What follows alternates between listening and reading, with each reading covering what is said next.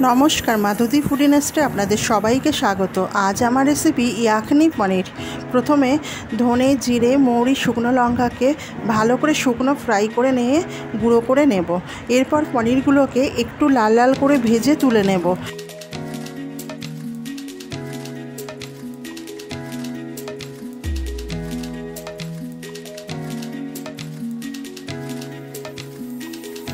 এবার ওই তেলে আদা, কাঁচা লঙ্কা, দালচিনি, তেজপাতা দিয়ে আবারও একটা মশলা করে নেব।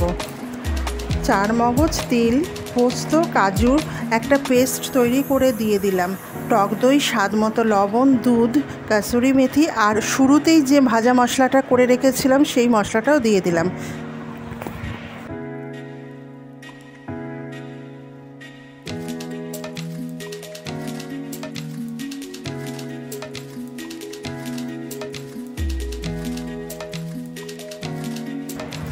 এবার ভাজা পনিরগুলোকে দিয়ে 10 মিনিট লো হিটে ফুটিয়ে নামিয়ে নিলাম। ব্যাস ready yakhni paneer. Thank you viewers.